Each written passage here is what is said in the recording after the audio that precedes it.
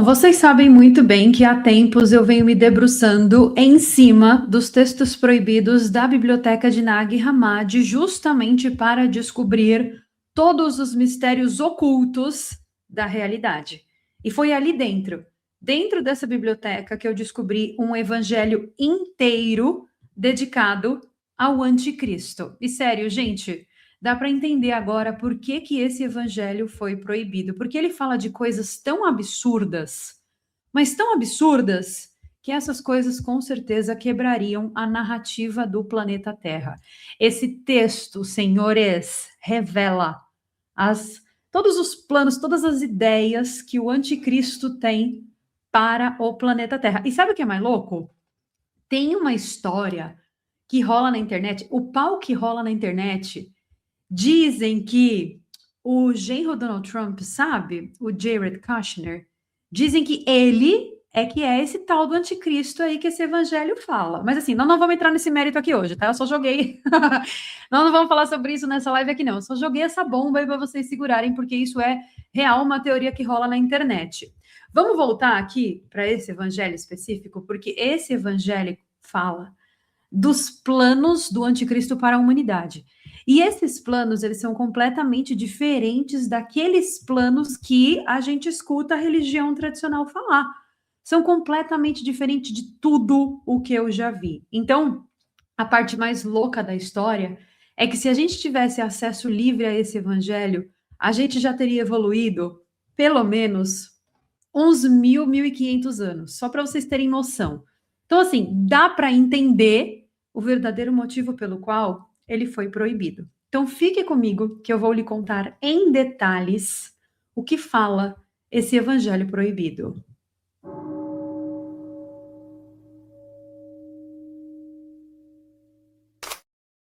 Agora sim, senhores, seja muito bem-vindo para essa live que começa agora aqui no canal. Eu sou Carol Capel, a sua excomungada favorita, e eu preciso contar para vocês, antes de começar essa maravilhosa live, que eu criei uma escola de estudos iniciáticos, uma escola de mistérios. Eu estou falando da Escola Lumos. E nela você consegue aprender de tudo que eu sei e tudo que eu não sei também dentro dela. Então, dentro da escola tem a minha iniciação no cubo negro de Saturno, que eu produzi. Tem também uma iniciação no hermetismo, uma iniciação completa dentro da escola que eu produzi. Tem também a iniciação na Santíssima Trinosofia de Saint-Germain dentro da escola. E dentro da escola tem esse curso maravilhoso de tarô que eu produzi. E esse curso de tarô, ele foi 100% ministrado, não por mim, mas sim por Mãe Carol, que vocês sabem que é esse oráculo, né? E não apenas, né, senhores? Dentro da escola tem muitos nomes. Tem a Vanessa Huerta com a numerologia, tem a astrologia e matriz de destino com a Adriana, tem o Everton Araújo com a medicina germânica e tem mais muita coisa dentro da escola. E, gente, é tudo isso que eu tô falando por menos de R$ 200. E é tudo isso por menos de R$ 200, é isso? Exatamente, tia Neide, é por muito menos de R$ 200. Então, assim, é conhecimento infinito, quase que de graça. Então, você só precisa acessar o site que é carolcapelportal.com/lumos hoje mesmo e começar hoje mesmo com os seus estudos transformadores da consciência. Agora sim, senhores, agora que eu já lhes passei o recado do patrocinador dessa live, que no caso sou eu mesmo. Eu me autopatrocino. Agora sim, agora que eu já passei o recado, vamos falar sobre esse texto aqui. Esse texto, gente, que é um texto que foi enterrado, banido, queimado e apagado da história oficial por uma razão bem simples, né, gente? Esse texto contém uma verdade religiosa que a instituição por trás da religião nunca poderia tolerar. Esse evangelho, ele não é um evangelho como os outros, ele não vem para falar de fé. Ele não vem para falar de obediência, ou seja, a obediência que você tem que ter a Deus, não fala sobre isso, mas esse evangelho, ele promete poder. Então, as pessoas que têm acesso a esse evangelho, elas começam a desbloquear coisas. O tipo de poder que torna você invisível e invencível ao fogo. Então, logo ali, na primeira linha desse evangelho, existe uma linha que vai direto ao ponto, ou seja, uma frase sem rodeios, sem liturgia, sem aquela enrolação cheia de incenso e cheia de culpa que você conhece bem. E essa frase diz assim: quem conhecer o nosso grande poder se tornará invisível e o fogo não poderá consumi-lo. E, gente, isso foi escrito há, sei lá, mais de 1.600 anos atrás? Por aí, mais ou menos. Então, a igreja, ela fez tudo que ela podia, e o que ela não podia também, ela fez tudo que era moral e tudo que era imoral, para que essas palavras nunca chegassem até os seus ouvidos. Então, vocês devem saber muito bem que esse tipo de conteúdo que eu produzo aqui para o canal, principalmente quando eu trago esses evangelhos gnósticos, livro de Enoque, livro de Judas, livro de Maria Madalena, toda vez que eu trago esses assuntos aqui, o barato é louco, tá? E esse barato aqui tá só começando. O nome desse texto, gente, e o nome desse livro é O Conceito do Nosso Grande Poder. Então, se você for acessar a biblioteca de Nag Hammadi, saiba que é esse livro que você tem que procurar, é esse texto que você tem que procurar.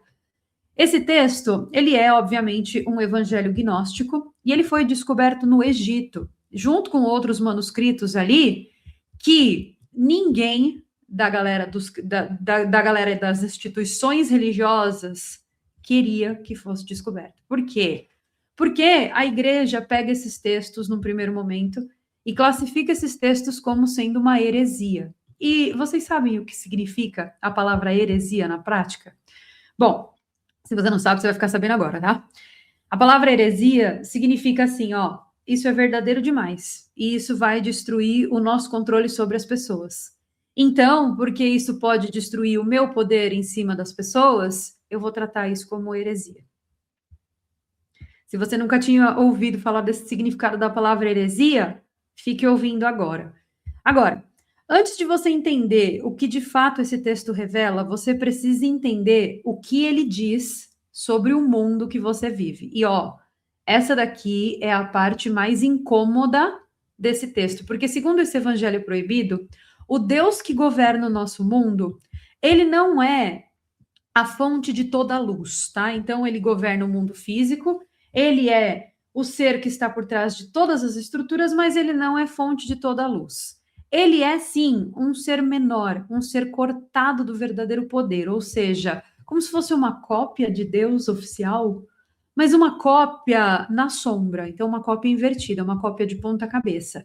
E esse Deus, ele criou a realidade material usando a luz que ele roubou de um outro Deus. Então, esse texto gnóstico e muitos outros textos gnósticos, eles vão falar exatamente a mesma coisa. E é isso que me chama a atenção quando eu leio esses textos e quando trago esses textos aqui para vocês. Porque, gente, são vários textos diferentes, escritos por pessoas diferentes, falando a exata mesma coisa. Então, esse ser, essa criatura, ele rouba a luz divina. E ao roubar a luz divina, ele desce e cria o planeta Guerra. Ai, gente, eu toda hora me confundo. Ele cria o planeta Terra. Então, para garantir que ninguém descobrisse o que ele fez, esse ser, ele começa a reproduzir e criar várias criaturas que no livro, né, nesse evangelho gnóstico e em todos os evangelhos gnósticos, eles vão chamar de arcontes. Então, ele começa, tipo uma máquina de Xerox, sabe? Ele vai imprimindo e vai saindo esses arcontes. E esses arcontes, eles são, na verdade, governantes invisíveis, tipo carcereiros cósmicos, que controlam a humanidade não com correntes de ferro. O livro não fala disso. O livro fala, olha, eles não controlam a humanidade assim, eles controlam a humanidade por outras coisas que são muito mais eficientes. Então, controla através do fogo, do desejo, do medo, da ambição, da raiva e da inveja. Então, todas as vezes que você sentir desejo, medo, ambição, raiva e inveja, saiba que você está sendo controlado por essas entidades, se assim podemos chamar. Pois é, o conceito do nosso grande poder fala sobre isso. Ele fala que tudo aquilo que você faz e tudo aquilo que te faz agir de forma reativa, emocional e previsível é aquilo que faz de você um ser fácil de ser manipulado. Então, quando você liga a televisão para ver os noticiários todos os dias, as guerras que você vê, as mentiras, a corrupção, o ódio que está ali, que é espalhado como se fosse o pão das pessoas, ele é o combustível suficiente para que você seja controlado por esses arcontes. Então, todas as pessoas que vibram no medo, na raiva, pessoas que fazem discurso de ódio, pessoas que fazem motim digital, pessoas que movem pessoas para atacar outras pessoas, tudo isso, gente, tudo que vocês escutam na televisão, todas essas tretas, sabe quando tem treta e aí fica um monte de gente aplaudindo a treta e piorando essa treta? Pois é, tudo isso, tudo essas coisas que vocês veem são, na verdade, o controle dessas entidades em cima de nós. Então, ele vai listar, esse evangelho, ele vai listar, assim, página por página, são centenas de páginas, tá? Se vocês abrirem, vocês vão ver, tá lá na biblioteca de Nag Hammadi, é de acesso público. Ele vai listar todas as palavras das coisas que movimentam esse controle. Então, ele fala, por exemplo, ira, inveja, malícia, ódio, calúnia, despreza, guerra, mentira, tem doença também, falso julgamento, pessoas falsas. Então, ele vai falar assim para você: se você está sentindo todas essas coisas, se você se deixa levar por essas coisas, você está dormindo na realidade. Você não está vivendo essa realidade do jeito que ela precisa ser vivida. Você está sendo controlado pelos arcontes. Então, traduzindo em assim palavras gerais, o que esse evangelho vai falar é que existem duas realidades. Uma realidade produzida pelo Deus real, que é um Deus cheio de luz e cheio de uma criatura celestial mesmo, que gosta de você. E uma outra produzida por esses seres que são os arcontes, e eles ficam muito em cima, justamente para saber se você está conectado com essa realidade. E aí, toda vez que você se conecta com essa energia, você automaticamente migra de realidade e vai parar na realidade dos arcontes. E que tem pessoas que nunca vão sair dessa realidade, porque elas estão sempre conectadas com essa informação. Então, gente, olha que interessante. A maioria dos evangelhos que compõem a Bíblia hoje, a gente sabe que a palavra Bíblia, por isso que meu curso de tarô chama a Bíblia do Tarô. Não é nenhuma blasfêmia, viu, Tia Neide? Fica tranquila. É porque Bíblia significa compêndio, significa compilado de livros. Então, todos os textos que compõem a Bíblia oficial hoje, eles sempre contam histórias do passado. Então, eles nunca falam do futuro, exceto uma outra coisa em Apocalipse. Mas eles sempre vão falar do passado. Esse texto não, esse texto, ele fala do presente.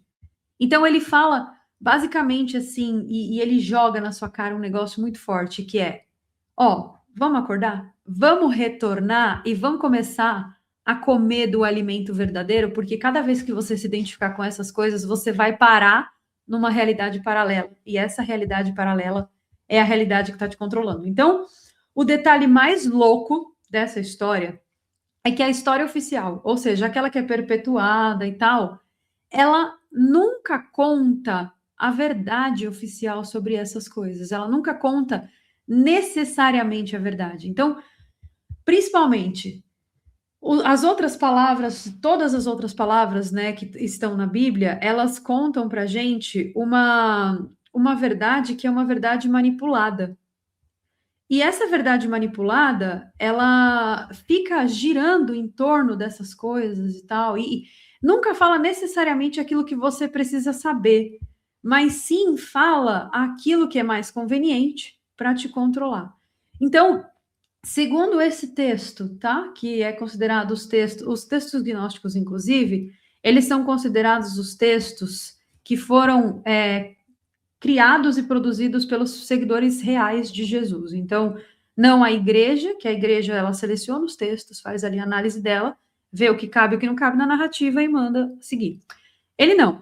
Eles fizeram um negócio assim, olha, então, aqui nós somos os verdadeiros e originais seguidores de Jesus e nós vamos lhes passar aqui o que exatamente Jesus falou. Então, esse texto ele vem para esfregar na cara das pessoas que Jesus não veio para o planeta Terra para fundar uma religião, mas sim ele apareceu porque ele conhecia um grande poder. E esse poder, gente, ele era um poder que ele tinha, que ele recebia conhecimento diretamente. Então, era como se ele fizesse um... Era como não, vai. Ele fazia um download. Então, ele ficava fazendo esses downloads de uma informação que estava, sei lá, numa consciência cósmica, e ao fazer esses downloads, ele ia passando essas notícias aqui para a galera dele. E quem era a galera dele? Eram os gnósticos ali, entendeu? Ele falava em parábolas. Por que ele falava em parábolas? Porque ele não podia falar a verdade. Se ele falasse assim abertamente, ali todo mundo ia saber do que se tratava. Então era como se ele fosse um espião, vamos falar assim, como se ele fosse um 007 da história. Ele vinha, jogava uma informação, e aí as pessoas, nossa, mas o que ele está falando? Isso é uma parábola? Por quê? Porque a verdade precisava ser decodificada. A verdade nua e crua, ela era demais para as pessoas daquela época e até hoje é. Então, essa verdade, ela não pode ser dita, porque quem está dormindo não pode escutar essa verdade. Então, quando ele abriu os portões dos céus, com as palavras ali que ele usou, né? Essas palavras não foram palavras mágicas, mas sim foram palavras conscientes. Então, os portões do inferno, eles são um lugar que ficam no céu. Como assim? É como assim, tudo bom? Olha a loucura, gente. Os portões do inferno são, na verdade, um lugar no céu. Por quê? Porque o lugar não é em cima ou embaixo, mas sim é um estado de percepção. Então, quando Jesus chega lá, que ele bate na porta do céu, deve ser daí que vem essa música, né? Quando ele chega lá, os arcontes percebem o perigo e passam ali para ele uma informação, falando, olha, não venha mais aqui, não traga mais pessoas aqui, não desperte pessoas. E uma pessoa que desperta para o grande poder desse livro, né, ela nunca mais consegue olhar para a realidade da mesma maneira. Ela vai começar a perceber, a pessoa que desperta para esse poder que está dentro desse livro, e é exatamente por isso que esse livro se chama O Conceito do Nosso Grande Poder, a pessoa que desperta para isso, ela começa a perceber que esses arcontes, eles nunca governaram a matéria, mas sim que eles governam o seu espírito, que eles governam a sua alma. Eles governam uma espécie de uma cópia sua, uma réplica sua, que está projetada aqui na terceira dimensão e que é constituída de desejo e medo. E que o espírito, ele está além do alcance deles. Sempre esteve. Então, eles fizeram o que eles sempre fazem quando eles não conseguem destruir aquilo. Então, o que eles fazem? Eles criam uma imitação. Eles criam como se fosse uma cópia sua para poder agir em cima dessa cópia sua. E o texto vai chamar essa imitação de o impostor, ou seja, vai chamar essa imitação de o falso salvador. Ele fala que é alguém que vem do oeste, ou seja, de um lado onde a consciência declina e onde a luz se apaga. E que essa pessoa caminha em direção ao leste, ou seja, caminha para esse hemisfério do cérebro aqui, que é o local onde o despertar acontece. E que isso acontece não para trazer luz, mas sim para sequestrar o espaço onde a luz estava prestes a nascer. E aí o método que ele utiliza é perfeito na sua crueldade. Ele não chega assim com ameaças para você, ele não chega com linguagem espiritual. Não. Ele chega com sinais, com aparência de sabedoria. Ele fala de iluminação enquanto vai instalando obediência na sua cabecinha. Fala de amor enquanto constrói controle. Fala de libertação enquanto fica ali apertando os grilhões. E, obviamente, né, gente, a mentira, ela é mais eficiente. E aí, quando você começa a observar ao seu redor e começa a perceber a quantidade de estrutura de poder que utiliza exatamente essa estratégia hoje em dia, quando você olha ao seu redor e você começa a perceber quantas vozes prometem um despertar enquanto vendem independência, você percebe que um texto que foi escrito no século IV começa a fazer sentido agora. Só que esse texto, meu povo, poderia ter sido escrito ontem, que ele faria o exato mesmo sentido. Então, a gente está falando de um evangelho que carrega consigo uma profecia que descreve algo que é muito além da era que ele foi escrito. Ele fala: os mares que secam, os rios que param, as estrelas que incham, o sol que se apaga, o fogo que devora tudo quando não encontra até mais nada para queimar. E aí ele começa a destruir ele mesmo. Ele começa a falar, gente, que o mal, ele não é eterno, mas sim que o mal se consome. E essa é uma das ideias mais radicais que qualquer texto já trouxe, que qualquer texto já colocou no papel.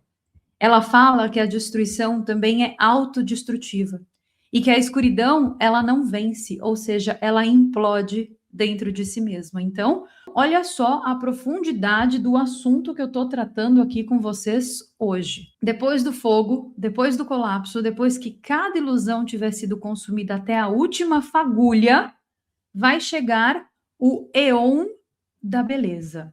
Ou seja, quando tudo colapsar dentro dessa autodestruição, vai chegar uma era de beleza, uma era que vem depois. Não como recompensa para quem obedeceu, mas sim como consequência natural para quem despertou. E o grande poder que esse evangelho vem trazer diz que eu partirei com todos aqueles que me conhecem e nós estaremos na luz infinita. Não os que acreditaram, mas sim aqueles que conheceram. Então, aqui está o que esse evangelho proibido estava tentando dizer o tempo todo. Ele estava tentando dizer a coisa que a igreja não podia deixar você saber. Você não precisa de permissão, você não precisa de uma instituição para dizer quem você é ou o que você vale.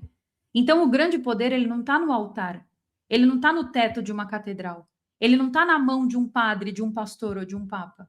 O grande poder, ele está dentro de você e ele sempre esteve. Então, a invisibilidade que esse texto promete não é um truque de magia. A invisibilidade que ele promete é uma invisibilidade para quem parou de jogar o jogo deles. Então, quando você desperta para o espírito, os arcontes perdem a presa. Eles param de perseguir você. E aí você para de ser controlado pelo medo, para de ser movido pelo desejo vazio, para de reagir como marionete, para de ter essa vida puxada pelos fios do sistema e você se torna invisível para eles. Por quê? Porque você migrou de realidade. Você saiu da realidade onde eles estavam operando. E lembra que esse evangelho também prometia uma invencibilidade? Falava que você ficava invencível ao fogo? Gente, o que é o fogo? O fogo é o ego, o fogo é a raiva que te cega, é o desejo que te escraviza, é a vergonha que te paralisa. Quando você conhece o grande poder dentro de si mesmo, ou seja, quando você começa a discernir que o poder real é o seu interior e você supera o que foi construído pelo medo, esse fogo não existe mais, ele para de queimar. Porque você fica tão consciente de quem você verdadeiramente é, que naturalmente você não precisa mais de destruição. Eles não podem destruir algo que não existe dentro da realidade deles. E olha, gente, esse texto aqui, ele sobreviveu à perseguição de séculos e séculos e séculos. Então é um texto que também sobreviveu ao fogo literal, ao fogo das inquisições, ao fogo das fogueiras das inquisições. Ele sobreviveu ao silêncio imposto por quem tinha tudo a perder se as pessoas lessem essas páginas. Esse texto chegou até você, agora, nesse exato momento. Então, isso aqui não é coincidência, tá? O fato desse texto ter chegado aqui a você nesse momento não é coincidência, é o éon mudando de fase.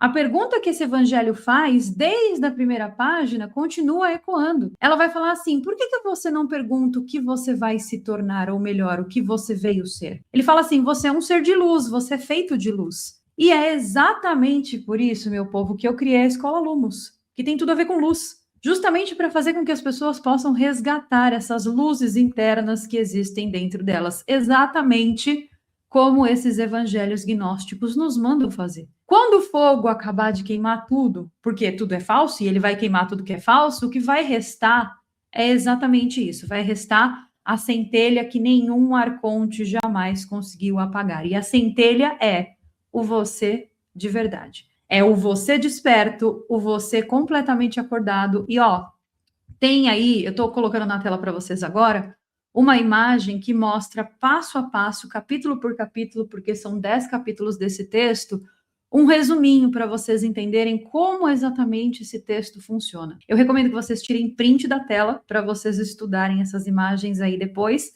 e para vocês começarem a se perceber e começar a perceber onde exatamente que vocês estão sendo controlados por esse grandíssimo medo.